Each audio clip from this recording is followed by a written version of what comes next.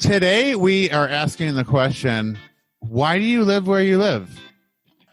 Great to see you guys. Jamie, Michael, and Chris here for another episode of the Entrepreneurial Family Man podcast. Great to see you guys. What's going on?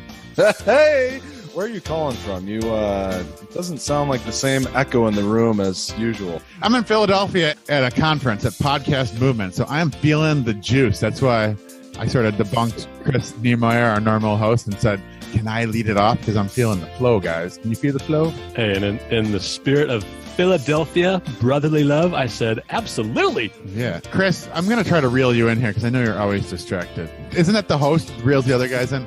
Role Chris, reversal. Role reversal today. Chris, focus. Did you take your Prozac and Ritalin this morning? Why do you live where you live? We have some experience with this. We've all lived in different geographic locations. Chris Niemeyer is just doing a major move across country, thousands of miles from Oregon all the way to Jacksonville, Tampa.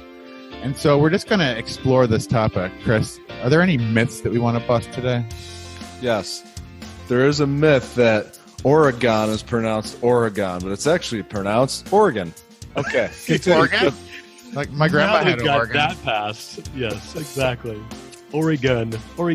Focus, Chris, focus. Hey. Let's also bust the myth that I'm moving to St. Pete, Florida, not Jacksonville, Florida. I'm leaving Jacksonville, Oregon. Oregon? JB, pass the mic, man. All right. So, yeah, we are going to look at busting this myth that you have to stay where you're from. You got to stay in the area where your family's from, where your job is. Those are kind of only two major reasons to move, right? Where your family is or where your job is going to take you. Man, we are here to bust that myth today because we all are walking in this kind of same space. I mean, Jamie, your travel with Ruthie along the same path, you know, moving from New York to Buffalo to see, I'm getting confused too. From Buffalo to Franklin, man, that gave me like a little bit of extra courage to take this step. And Michael, you're right there with us in the same kind of decision-making process. Like, why do we live where we live? And are we stuck there? No, we're not. So I don't know. How do you guys want to open this? Because, you know, we're literally, like, as I speak, I'm couch surfing with my family here for a few weeks in between selling our house in Oregon and heading to Florida. So we're just on this like fun adventure. Yeah. Well, we're all kind of weird here. I mean, we know that, right? We do things a little bit different here at EFM. I mean, Jamie, you just decided you're going to move to Franklin, Tennessee. Not because you got a new job opening there, not because you had family there, for other reasons. And Chris, you're in the middle of moving your entire family to the complete opposite side of the country. And you know what happens when you hang out with guys like you? I start to feel the same way, and I'm thinking, where do I want to live? And so Lydia and I are exploring that same thing is let's decide to sell our house here in Buffalo and move somewhere else. So yeah, we're a little weird here, but let's talk about what our weirdness in this area could lead to. Yeah. Well, you know, you guys have encouraged me in this, and I think part of this whole reason of our move really stemmed from some conversations here where I wanted to date Alicia better. And we started having these like great conversations. In fact, the first quarter I had these like goals of like making sure we're going on a date about once a week. And so we just started having much greater conversations. And that led to, hey, what are our values? Like, what are some of the activities that we like to do that we're not doing? You know, we moved from San Diego and then Palm Springs to here 9 years ago. And it was more for getting that small town atmosphere. We wanted to get out of California. We wanted to try new things. It's been a great place to start a family. But when we actually had a family meeting, just the two of us as a couple, and literally had a whiteboard, it sounded kind of funny at the time, but pulled out the whiteboard and I was like, all right, what are our values? And we had this column of all these different values, you know, like-minded community of people and all these things to do life with. And then activities and interests. Man, we quickly realized, I think we've grown to a point where this is not where we're supposed to be these days. And we're ready for a new chapter of life, a new adventure. So that's kind of how it started. Yeah, my story is very similar, Chris. I'm not the 3 on the Enneagram who's more of like an executive with the whiteboard. Ruthie and I probably had a manila legal pad with like some coffee stains on it. We started doing date nights every single week and asking ourselves these big questions of what do we want our life to look like and where do we go if we could financially, because we were in a spot where we didn't really have the runway to leave where we were with the jobs that we had, the debt that we had. But we started rolling up our sleeves and just talking about the obstacles that we had and the values that we have, just like you and Alicia. And something happened in those meetings that we had where we started to get wide-eyed and have hope and then really just get on the same page. And it goes back to dating your spouse. It has that strategic momentum where you start to rekindle that passion that you had. Remember when you first got married and you had these dreams of what it was going to be like when we were, 15 years from now when you're in your 40s and have kids, like where are we going to live? And you thought that you could go wherever you wanted and that the world would be your oyster. And then you kind of get stuck. But you don't have to be stuck, right? Man, I love what you guys are saying, because can we just dig our heels in again? Another conversation that starts with getting on the same page as your wife as the starting point. I mean, wow, like almost everything we talk about comes back to that first step. Do we have a conversation about this before? Did we already have an episode on this one? Probably. It's that important. But it's your biggest team member, right? I mean, Michael, I think on that episode you said something that was really cool, that something about how if your biggest, like the person that you most look up to was coming into town, like you would go all out and want to just dive into that relationship. And same is true with your wife. And that's something you kind of riffed off of, like, man, we got to do all it takes to get on the same page with our wife and ask those questions, like develop that relationship. Mm-hmm. Yeah. This question of why do you live where you live, I think on this call, we have the history of being in a spot that didn't align with our core values and our vision. It was sort of, we were just sort of living where we were because that's where we ended up. And we felt, I don't know if stuck is exactly the word, but what I'm thinking of is if you're living right now where you choose to live because of your vision and goals and everything like that, and you got a smile on your face because this is the place that you want to be, then kudos to you. Like that should be the goal, right? Because with the way the world works now, like we were talking earlier, if somebody is stuck in a job and feels like there's no options, you know what? Like that place of your dreams where you and your spouse would choose if you could, there's somebody that's stuck right there in a cubicle or in a job that they don't like, and you could just go there and be stuck. I mean, you that probably wouldn't be the best thing to do, but it could be better than being stuck where you don't want to be. Be stuck where you want to be.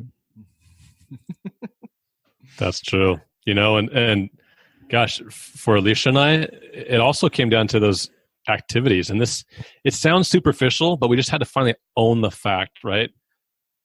We're not mountain people. Like, we are beach people. We love the coast. Like, the ocean is life-giving to us. And from both of us growing up in California, and we realize, like, anytime we travel, we're usually at the beach and we love it. And like, we get there and we're like, oh, this feels like home, almost no matter where it was. And so we just had to realize, you know what, we're okay with that. We're okay telling people, hey, we're moving to a beach area because we're just sort of coastal people. I would much rather wear flip-flops and board shorts every day of the year than I would a beanie and a parka. That's just me. I'm kind of ticked about this, Chris, because last year I went to San Miguel de Allende in Mexico twice, and I kept sending you pictures, and you were like, next year we're going. And we had almost pretty much, what is it called? Like when you shake on it or something like that. You were like, I'm going to do it. Like, our family's going to be there together. Our kids are going to be in bilingual school together learning Spanish. And then you were like, no, we're going to Hawaii to some 8-star resort place where the They give you grapes and like fan. You know, in like the Bible movies where the servants like fan the people with the leaves. Don't knock Hawaii. That's where Alicia was born. That's just part of where we go. You know, we're not mountain people, Jamie. You're telling our whole EFM audience that you're never going to go to some to go with me. So I'm just feeling a little personal. Chris, you look a little bit like the Pharaoh character in the Ben Hur movie who gets fanned. Who is that guy? Who is that actor? Ben Hur or something? Yeah.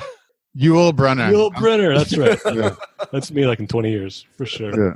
No, Jamie, we just had a text conversation with Alicia the other day. We're going to try to do Thanksgiving there this year, right?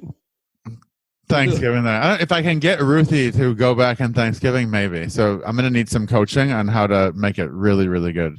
Well, you just got to visit the Niemeyers in Florida, give her some of that beach time, and then she'll be ready for the mountains. So we're going in September after our Cuba trip. We're going to be in Tampa from the 20th to the 26th, I think. And it looks like the Pugliese might be in a condo right next to us there. So it'll be the Tosies, the Pugliese, the Niemeyers, and the Slingerlands doing the EFM thing in St. Pete, Tampa. McGreevy, why don't you stay there? Why don't you stay there for a little bit? Well, you guys want to... It looks like that's happening, actually. No way. That's sweet, dude. Our first couple weeks there.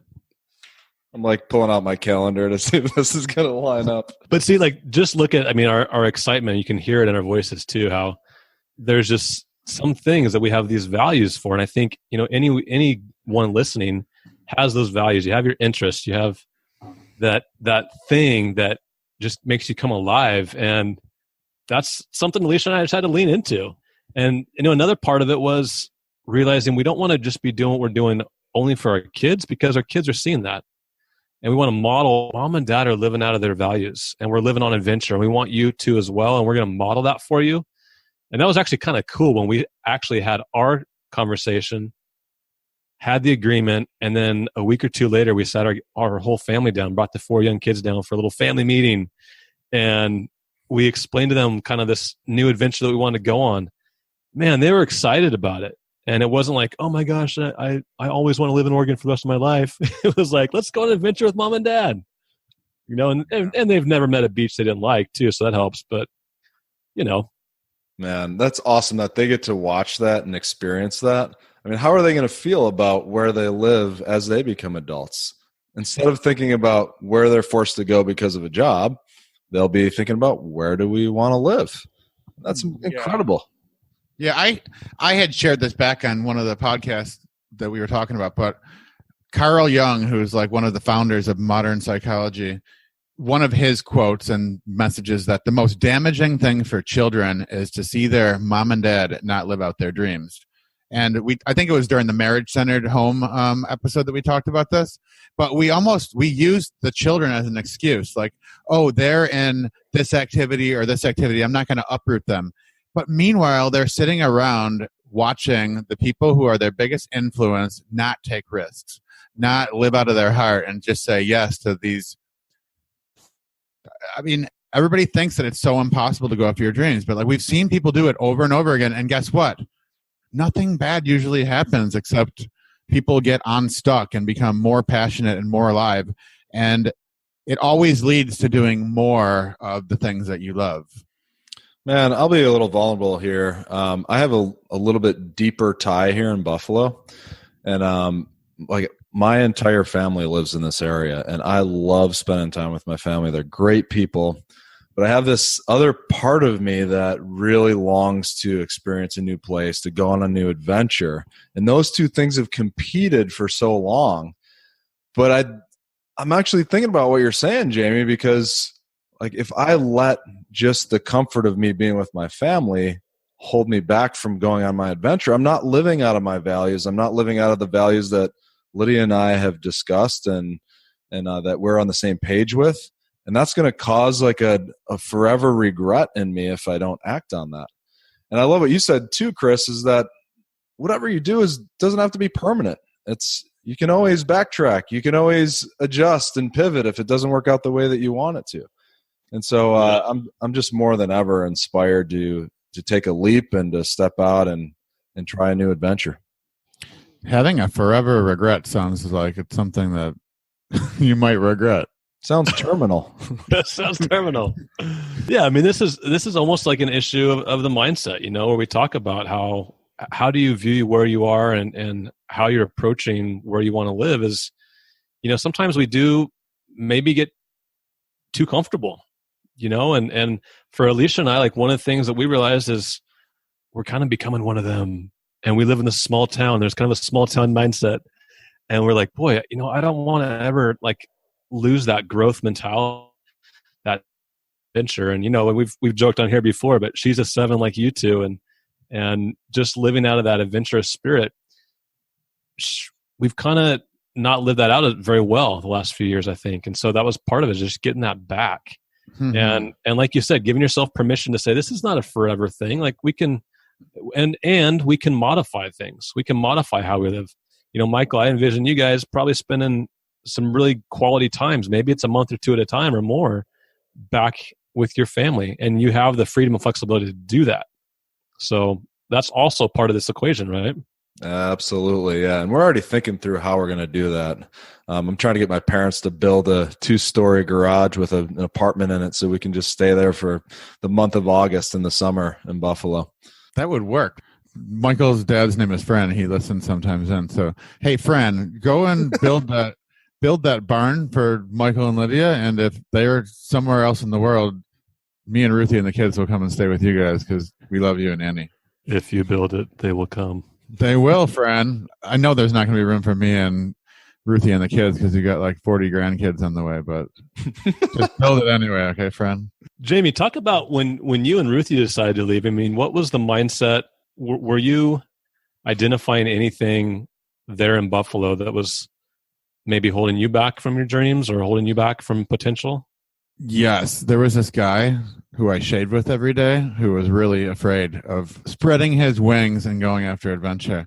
I just remember having all these worst case scenarios of like, oh, like what if you can't build a network and what if your income slows down? And I'll tell you what, it feels difficult when you don't know other people doing that, when everybody else that you spend time with is sort of in that mindset. I hate to say it, it's kind of that small town mindset. I actually had people that I trusted that I grew up with saying like, what are you doing?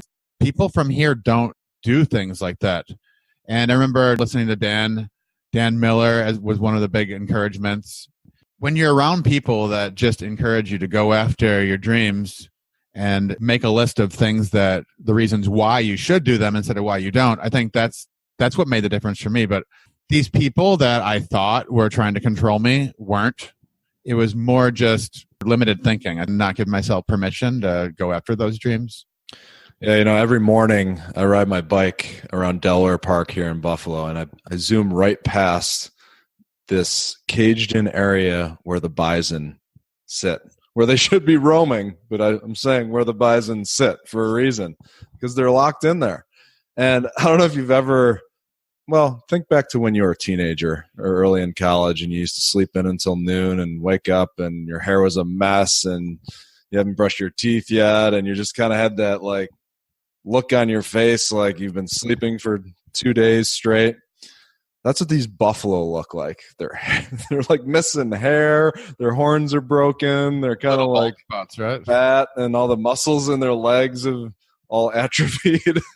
And I feel like that's what happens to us when we get this prompting or we have this feeling in us where we want to go after something and do something and we don't listen to it. I feel like we end up like these caged animals where we start to just wither away. And so I'm reminded of that every morning when I zoom past them on my bicycle. And what it tells me is I need to listen. I need to listen to my heart that's telling me to go on this adventure.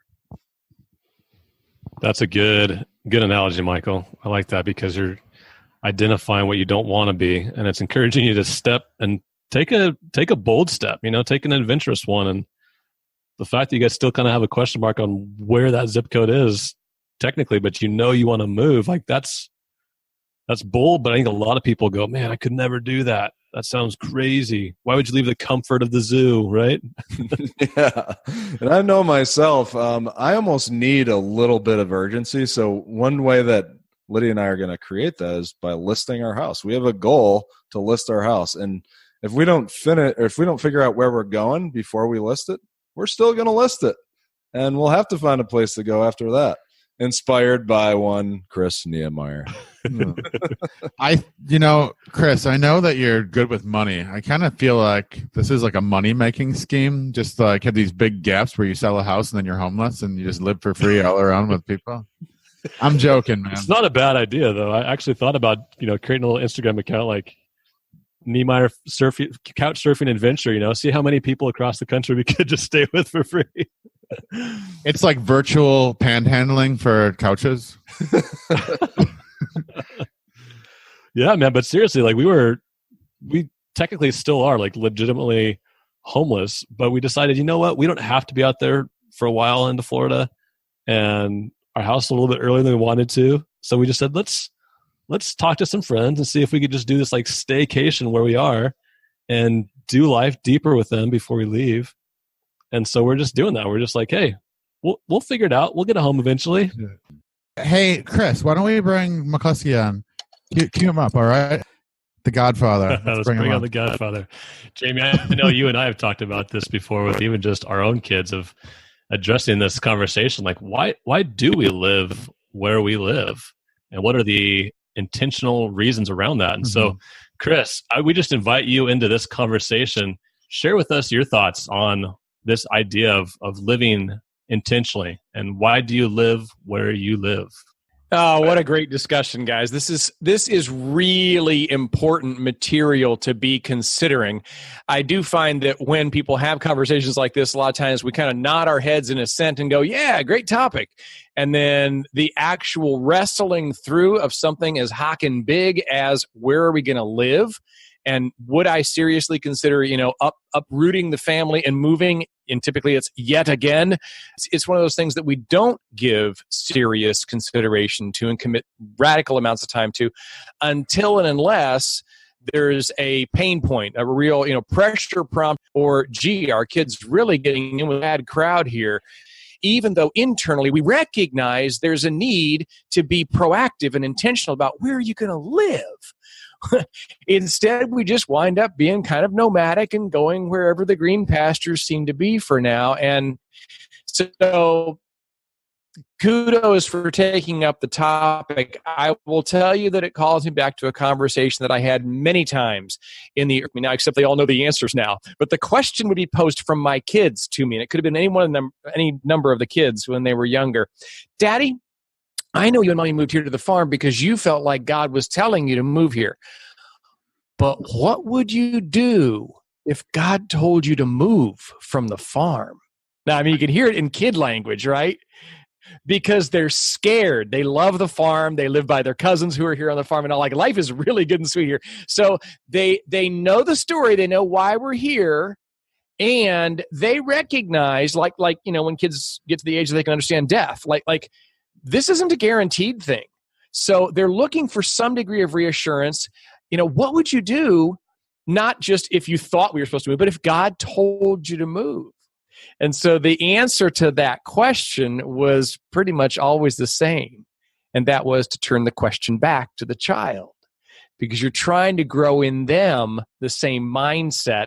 That's why you're there where you are in the first place anyway. So it was like, honey, that's a really good question. Well, what would you do if you felt God was calling us to move from the farm? And they would, of course, they ponder that. They're like, oh, I hadn't thought about it that way. I was just looking for you to make the decision. I guess if I really felt that God was calling us to move, I would obey, right? Okay, so take that child message, that simple lesson for all of us today. Any of us would say, of course, if I felt like God was calling me to move wherever, I would go. Well, do you know whether he is or not? Well, I don't know. God doesn't really speak to me that. Whoa, wait a minute. What are you doing proactively, intentionally to discern where God would have you to be? Are you asking? Are you seeking? Are you knocking? Remember, those are present perfect tense verbs there. They're an ongoing way of being before God that says, even when I am someplace, I am always aware you're sovereign over all. You're the master, I'm the servant. I want to be responsive. I want to be discerning. So I want to be in a state of always asking and always looking to be on high receive should you prompt me. So I think some of what you guys have covered here with intentionally whiteboarding some things, making time for private retreats, prayer, journaling, fasting, windshield time and date night conversations and all with your wives, right? Clarifying vision always and recognizing that there are seasons for things and that one of the most important things to discern about a particular season may very well be where are we to be for that season.